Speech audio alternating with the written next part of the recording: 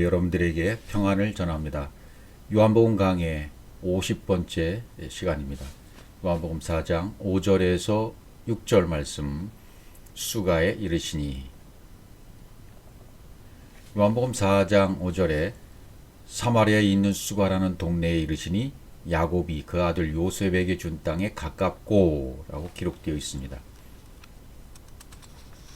욥기 2장에 가보면 하나님의 아들이 서 있고 사단도 서 있고, 여호와께서 사단에게 이르시죠.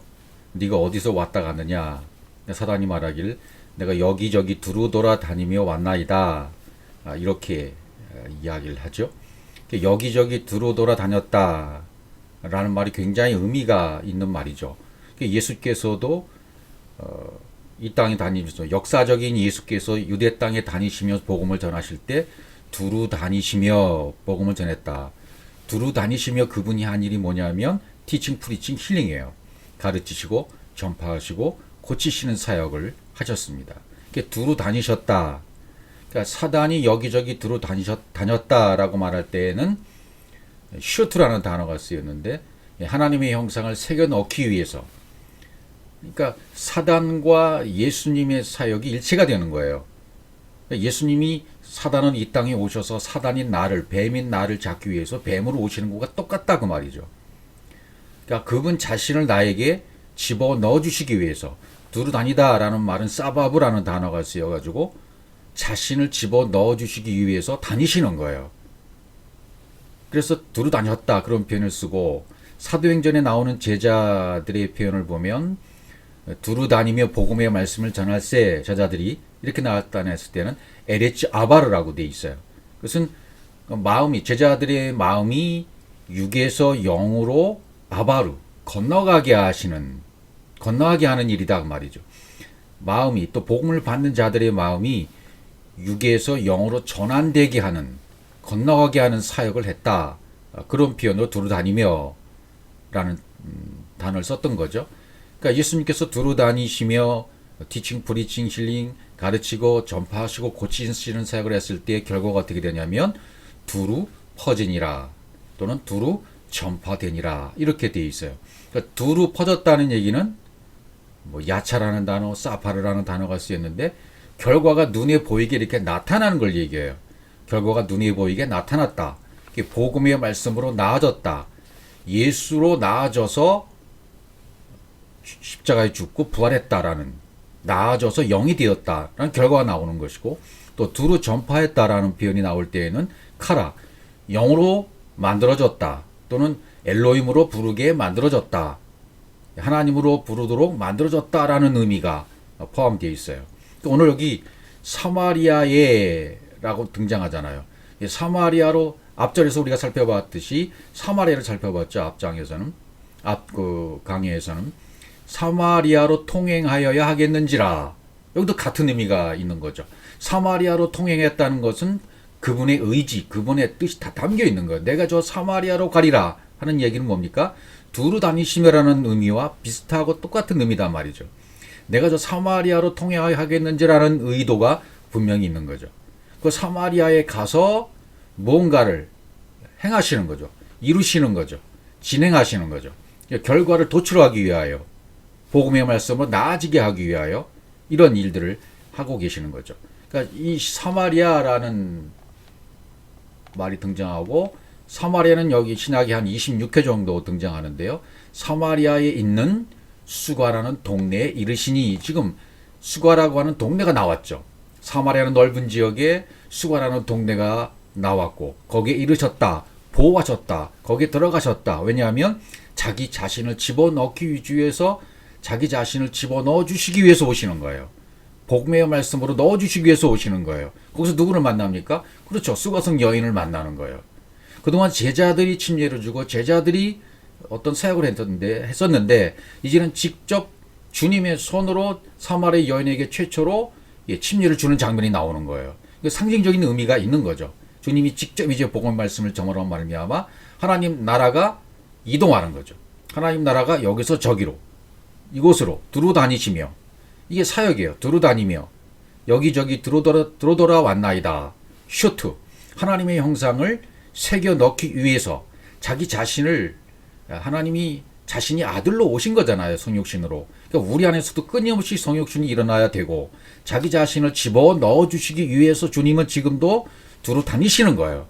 제자들 안에서 여기에서 저기로 두루 다니며 내 마음 땅이 육에서 영으로 전환되기 위하여 또 아직도 마음 땅이 전환되지 않은 자들을 상대로 해서 건너가게 해주기 위해서 두루 다니는 사역을 하고 있다 말이죠. 우리도 지금 이 사역 가운데 이루고 있어야 돼요. 두루 다니는 사역. 육에서 영으로 전환되는 아바로 넘겨주는 사역. 그런 사역을 우리가 할 필요가 있는 것이고 그거 외에는 다른 것이 없는 것입니다. 그러니까 지금 여기 사마리아는 수가라는 동네에 이르셨다라는 의미가 큰 거죠. 사마리아는 의미를 지난번에 살펴봤을 때 쇼마리온, 쇼메리온, 망대 성경에서는 이제 사마리아 그러면 끼어 있다라는 뜻이고 파수꾼으로 이렇게 해석을 한다고 했죠. 그러니까 그런 의미는 뭡니까? 한마디로 그냥 두루 다니시는 이유는 뭐예요? 자기 자신을 새겨 넣어주시기 위해요. 새겨 넣어주시기 위함입니다. 그러니까 내 안의 영과 진리로 확장되어져서 하나님 형상으로 진리가 되게 하시는 일을 하시기 위해서 지금 사마리아에 있는 수가라는 동네에 이르시는 거죠. 여기 이제 수가라는 직접적인 동네 이름이 나왔습니다. 수가, 셰카르, 술 취한 동네 이렇게 나와요. 술 취하다.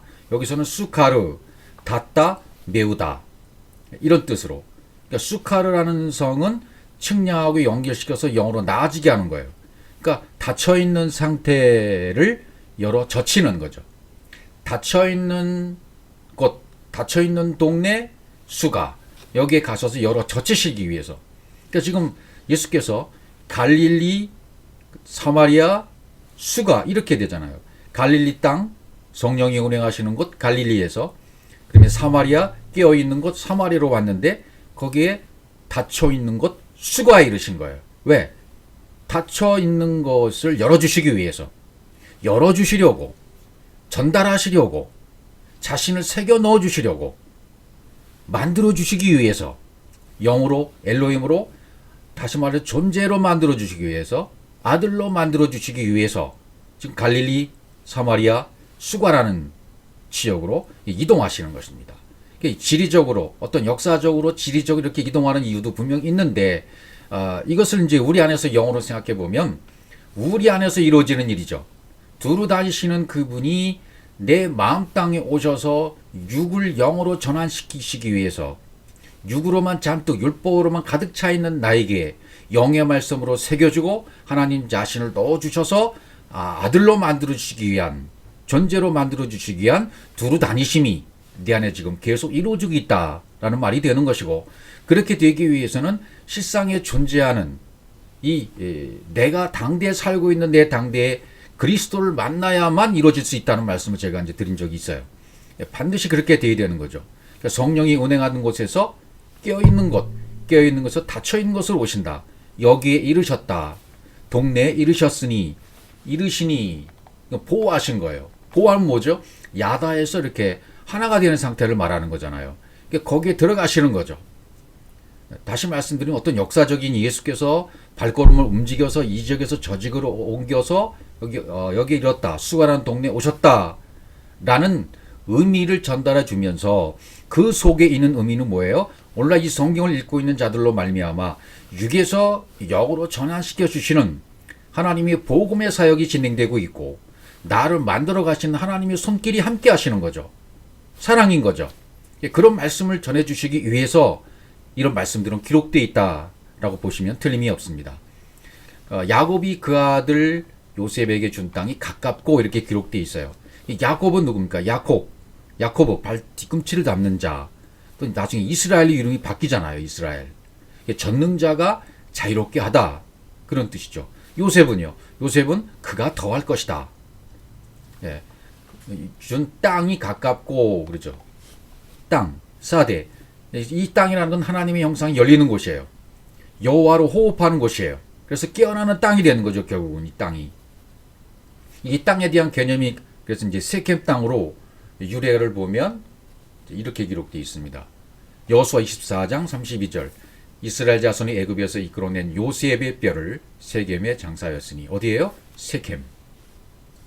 이것은 야곱이 세겜의 아비 하몰의 자손에게 금 100개를 주고 산 땅이라. 그것이 요셉 자손의 기업이 되었다라 그러죠.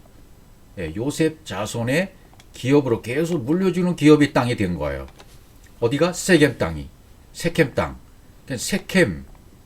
요셉을 거기에 장사했다 그러죠. 예, 장사해 나중에 다 이제 뼈를 가져오잖아요.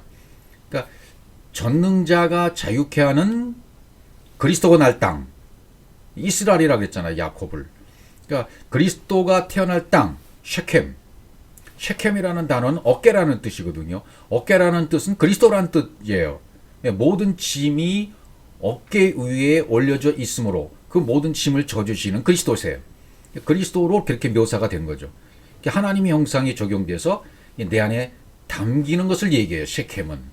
그 어깨는 그리스도를 말하는 것. 거기에 가깝고라는 것은 이제 앞에 바로 정면이 된다. 정면에 왔다. 그런 걸 설명하는 거죠. 그러니까 그 말 다시 말해서 우리 앞에 다가왔다. 여러분 앞에 다가왔다. 제 시간이 왔다. 그런 뜻이나 똑같아요. 이 복음의 말씀을 접하는 때가 왔다. 굉장히 의미 있는 말이고 사랑스러운 말이고 은혜로운 말이고 복음의 말이 될 수 있는 거죠. 4장 6절로 가보시면 거기 또 야곱의 우물이 있더라. 그러면서 이제 그 세켐 땅을 소개하면서 전능자가 자유케 할 그리스도가 태어날 땅, 목자가 태어날 땅 대지 셰켐 그 앞에 이르렀다. 그러면서 야곱의 우물을 소개해요. 거기 어디? 에케이 그곳에 바로 그곳에 깨어나는 땅에 하나님의 형상이 담기는 바로 그 땅에 야곱의 우물이 있더라 이렇게 소개를 해요. 야곱의 우물을 소개하는 이유가 있겠죠. 우물이 굉장히 중요하잖아요. 구약에서 다 신약으로 연결이 되는데 야곱의 우물이 있더라 라는 의미를 살펴보려면 이 족장에 결국 우물은 족장들이 파는 거니까요. 우물을 한번 살펴봐야 되겠죠. 우물은 폐계라는 뜻으로 신약으로 쓰였는데 셈, 근원 또는 공급원 어떤 세우다, 고정시키다 그런 단어에서 유래가 돼서 공급원, 셈, 근원 그러니까 결국은 요한복음 4장에서 요한복음 7장으로 넘어가면 거기에 생수가 넘치는 생명수가 넘치는 공급원 근원으로서의 우리가 되는 것을 거기서 이제 7장 37절 38절에서 소개해 주고 있는 거죠. 4장이 없으면 안 되죠. 야곱의 우물이 반드시 소개가 됩니다. 이 우물을 소개하면 첫 번째 우리가 알 수 있는 것은 하갈에게 브엘라의 로이라고 하는 우물이 등장하죠. 창세기 26장 18절 보면 그 아비 아브라함 때 봤던 우물들 다시 팠으니 이는 아브라함 죽은 후에 블레셋 사람이 그 우물들을 메었습니다. 이삭이 그 우물들의 이름을 불러 그 아비의 이름으로 아비의 부르던 이름으로 불렀더라. 이제 이렇게 나오죠. 이제 요 이전에 이제 나를 감찰하신 생존자의 우물이라 그래가지고 브엘라의 로에 하갈에게 물을 주시는 장면이 나오죠. 두 번째는 이제 브엘세바라는 뜻이 나오죠. 맹세의 우물. 아브라함과 아비멜렉의 언약에서 나오는 그런 우물이 나오죠. 이 앞장에 나오는 거죠. 그러니까 브엘라의 로에서 또 브엘세바. 나중에 부엘이라는 이름도 등장하고요. 그러니까 브엘세바는 맹세의 우물이라는 뜻이잖아요. 맹세, 7번 말하다. 7번 말하는 우물. 그러니까 7번 말하다는 것은 창세기 1장을 말하는 거잖아요. 7날의 과정을 쭉 설명하는 7. 쉐바죠. 쉐바. 부엘쉐바. 그리고 창세기 26장 여기에 가서는 이제 그랄 목자와 이삭의 목자가 이제 다투는 장면이 나오는 겁니다. 이 다투는 장면이 나오면서 그 우물의 이름이 바뀌는 과정들을 이렇게 설명을 합니다. 처음에 다퉜다. 그랄 목자와 이삭의 목자가 다퉜다 그래가지고 에색이라고 부르죠. 에색이라고 부르는 이유는 뭐예요? 하나님의 형상을 분배하니까 영적 눈을 뜨기 시작했다라는 의미에서의 눈을 뜨기 시작하는 것, 에색입니다. 그 다음에는 이제 신나가 등장하죠. 그 장면은 제가 적지는 못했는데요. 신나라는 말은 대적하다라는 뜻이에요. 하나님의 형상이 새겨지고 확장되면 우리 안에 똑같아요. 말씀이 내 속에 들어오면 충돌이 일어나는 거잖아요. 반대에 부닥치게 되죠. 신나, 에색, 눈을 뜨기 시작하고 복음 말씀이 들어오면 신나, 충돌하게 되어집니다. 부닥치게 되어집니다. 세 번째, 르호봇에 이릅니다. 로봇, 장소가 넓은 로봇. 내 안으로 생명과 영이 막 들어와요. 그래서 완성이 돼버리는 거죠. 장소가 넓어진 거예요. 넓어졌다는 것은 완성됐다는 의미가 되는 거죠. 그러니까 내 안에 생명의 공간, 영의 공간이 만들어지는 것으로 에색, 신나, 그 다음에 르호봇. 만들어지면 르호봇이에요. 그 다음에 이제 야곱의 우물이라고 부르는 이유는 양떼에게 야곱이 물을 먹이잖아요. 이렇게 야곱이 외삼촌 라반의 딸 라헬과 그 외삼촌의 양을 보고 나가서 우물 어구에서 돌을 옮기고 외삼촌 라반의 양떼에게 물을 먹였다. 야곱의 우물이 여기서 이제 나오게 되는 것이고, 결국 이 우물은 누가 파느냐면요, 족장들이 파요. 민수기 21장 18절. 이 우물은 족장들이 팠고 이렇게 나오잖아요. 그죠? 이 우물은 족장들이 팠고, 그렇죠. 아브라함, 이삭, 야곱으로 연결되는 족장들이 판 우물로 나와요. 하나의 우물이죠. 이 우물을 통해서 이제 설명을 해 주시는 거예요. 그래서 오늘 본문에서 이제 그 우물의 우물, 야곱의 우물에 이제 가깝게 온 거죠. 그러니까 족장들이 팠다. 그렇게 등장을 하고요. 그 다음에 요한복음 4장에 보면 예수께서 대답하여 이르시되 이 물을 먹는 자마다 다시 목마르려니와, 이 물, 여기 나오죠. 이 물을 먹으면 다시 목말라. 이렇게 설명하는 거죠. 뭔가 대비가 되어 있는 거죠. 이 물을 먹으면 목마르다. 그런데 그 다음 구절에 보면 내가 주는 물이 나와요. 여기죠. 내가 주는 물을 먹는 자는, 이렇게 나오는 거예요. 내가 주는 물을 먹는 자는 영원히 목마르지 않는다. 내가 주는 물, 나의 주는 물, 그 물하고 앞에 이 물을 먹는 자는 다시 목마르다. 이렇게 이제 비교가 되어 있는 거죠. 그러니까 이 물을 먹는 자는 했을 때 앞에서 이 물은 뭐예요? 옛 언약이죠. 이 물을 먹는 자는 목마르다. 다시 앞절로 가보면, 그렇죠. 이 물을 먹는 자. 이 물을 먹는 자는 다시 목마르다 하는 것은 옛 언약을 말해요. 이것은 오늘 지금 요한복음 4장에 쭉 설명을 해갈 때, 수가성 여인에게 설명을 해갈 때 옛 남편을 얘기하잖아. 내 남편을 데려와라 갑자기잖아요. 지금까지 있는 남편은 내 남편이 아니다 말이죠. 예. 그러면서 이게 복음을 설명하는 거거든요. 그러니까 옛 남편이다. 이 물을 먹는 자는 보이는 남편이고 옛 남편이고 율법이었다. 이 일반 물의 휘도르가 이제 폐계 생수로 바뀌는 거죠. 내가 주는 이 물은 보이는 남편, 옛 남편, 율법이었고 옛 언약이었고, 그 다음에 그 뒤에 등장하는 내가 주는 물, 내가 주는 물은 새 언약이 되는 거, 나의 주는 물은 속에서 영생하도 솟아나는 샘물이 되리라. 이렇게 말씀하고 계시니까 이것은 새 언약이고요. 내가 주는 물은 이게 야곱의 우물이고, 이게 새 남편이고, 이건 이제 안 보이는 남편이죠. 영의 남편이죠. 생수가 되는 거죠. 예. 그래서 이제 오늘 요한복음 4장 6절이 그렇게 등장하는 거예요. 거기 또 야곱의 우물이 있더라라고 이제 소개를 하고 있는 거예요. 결국 이 우물물, 이 우물물을 소개하면서 내 안에 영원토록 솟아나는 샘물이 되게 하게 하시려는 그 복음의 메시지가 계속 침투해 들어오고 내 안에 들어오는 거예요. 그걸 지금 설명하고 있는 거죠. 수가성 여인을 만나서. 예수께서 그래서 어떻게 하시냐면 행로에 고나요 이렇게 나와 있어요. 길을 가시다가, 행로는 길을 말하잖아요. 길을 가시다가 고나요, 피곤하여 우물 곁에 그대로 앉으셨다. 이렇게 표현이 되어 있는데 전부 하나하나 의미가 있는 거죠. 길을 가시다가, 길을 가시는 이유는 뭐야? 아까 두루 다니시며 라는 표현이 있었잖아요. 두루 다니시는 것은 뭐라 그랬죠? 자기 자신을 집어 넣어주시기 위해서예요. 예. 자기 자신을 넣어주시기 위한 사랑이에요. 그래서 길을 가시는 거예요. 두루 다니시는 거예요. 진리를 확장시키러 가시는 복음의 여정을 말씀하고 있단 말이죠. 영의 세계를 열어서 적용시켜 주시고 그리스도와 같은 영의 말을 하도록 길을 지금 가시는 거예요. 이분이 가시는 행로에 만나서 그분과 접촉이 이루어지고 그분 것을 받아들이면 이렇게 똑같이 되어지는 거죠. 그리스도와 같은 영의 말을 하도록 되어지는 거죠. 근데 왜 피곤하다고 했을까요? 고나요. 이게 우리 육체가 어떤 뭐 먹지 못하고 일을 너무 많이 해서 피곤하는 그런 피곤을 얘기하는 것이 아니죠. 코피아오. 이건 열심히 일하다라는 뜻인데 이 코피아로는 단어의 의미를 살펴보면 가슴을 치다. 막 이렇게 가슴을 치다에서 나온 말이에요. 그럼 왜 가슴을 치냐면 여러분과 저의 혼적 상태를 보시고 나의 혼적 상태를 보시고 완성되지 못한 사랑으로 만들어지지 못한 하나님의 진리로 완성되지 못한 그 모습을 보시면서 가슴을 치시는 거죠.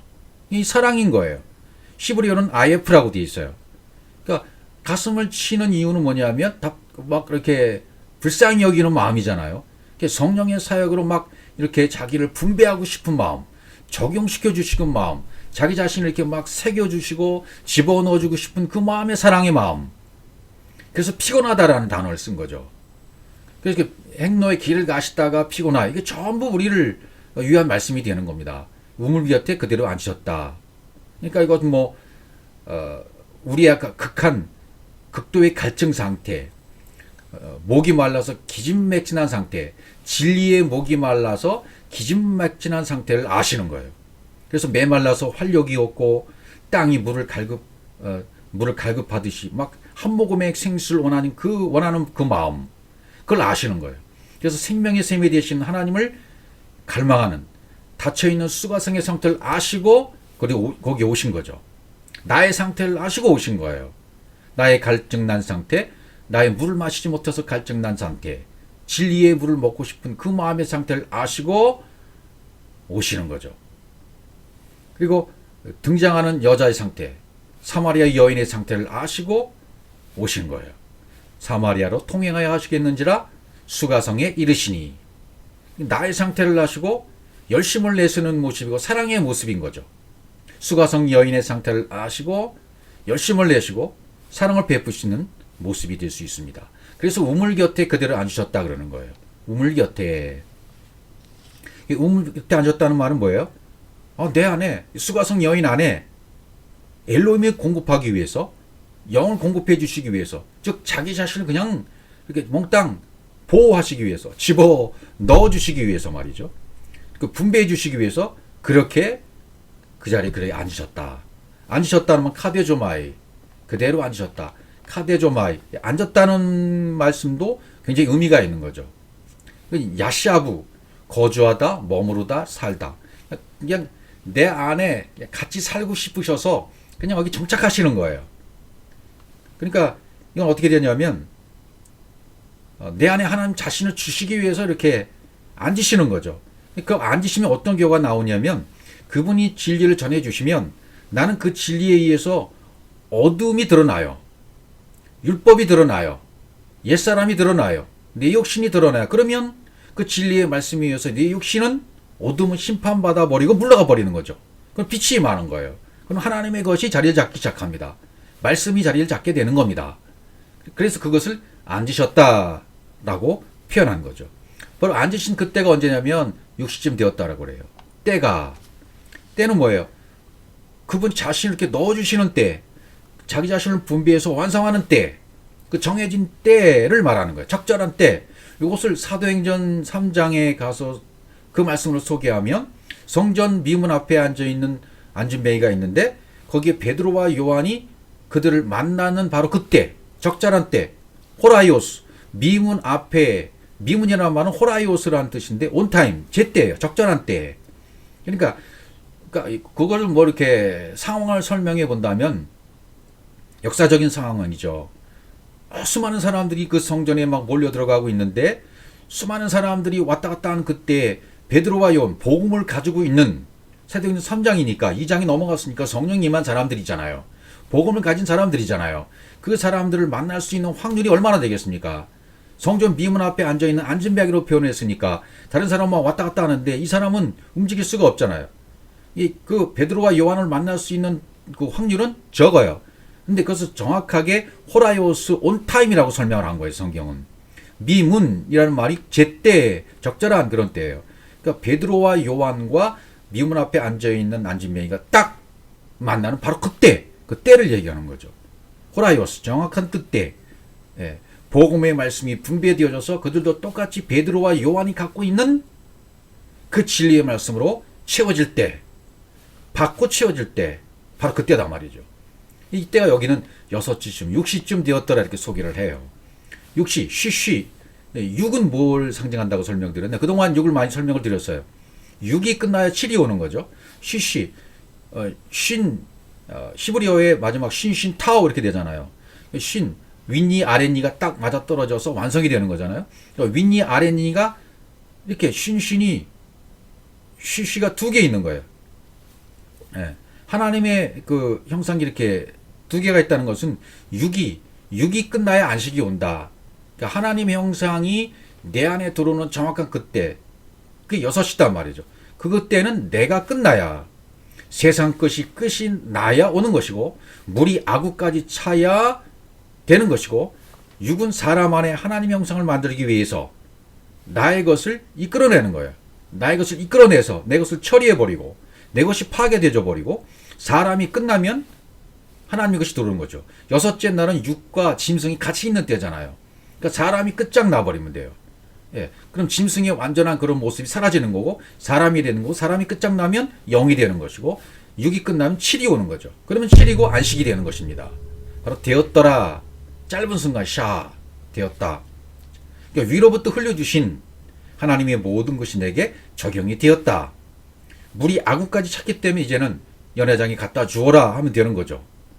내 육의 것이 다 끝장났기 때문에 하나님 것이 들어와서 하나님으로 만들어지는 시점이 다 이루어지게 된 것입니다. 그러니까 요한복음 4장 5장 4절 요한복음 4장 5절 6절 말씀도 다른 것을 말하는 것이 아니죠. 두루 다니시는 복음의 여정, 내 안에 들어오기 위한 정확한 때, 사도행전 3장의 호라이오스, 온타임, 제 시간, 제 6시, 그때가 되었다. 여러분과 제가 복음의 말씀을 만나 그리스도를 만날 때가 반드시 오게 되는 거죠. 그때를 우리는 알아요. 모든 사람이 이런 때가 옵니다. 이런 때가 오기 때문에 내 6이 끝장나고 7이 온 사람, 안식이 이루어진 사람 제 8일째를 살게 되는 거죠. 제 8일 날이 아침에 오면 그날 살면서 이제는 우리도 베드로와 요한의 입장에서 성전 미문 앞에 앉아있는 사람들을 만날 때가 우리에게도 계속 오게 되는 것입니다. 수많은 사람들을 만나면서 그분이 나에게 넣어주신 것, 그분이 나에게 새겨주신 것, 그래서 우리도 똑같이 동일하게 그들에게도 넘겨주고 전달해주고 전해주는 사역만 감당하면 되는 것입니다. 그러니까 우리는 우리 일만 하면 되는 거죠. 우리에게 맡겨진 이 사역, 주님이 두루 다니시면서 했던 그 사역, 우리도 그렇게 두루 다니면서 티칭, 프리칭, 힐링, 복음의 사역을 감당하게 된다면 복음으로 나아지고 생명으로 나아지고 예수로 나아져서 하나님의 형상을 입은 사람들이 등장하게 되는 것이고 태어나게 되는 것입니다. 이렇게 만들어질 때가 내 육의 것이 끝장난 사람은 7이 오는 것입니다.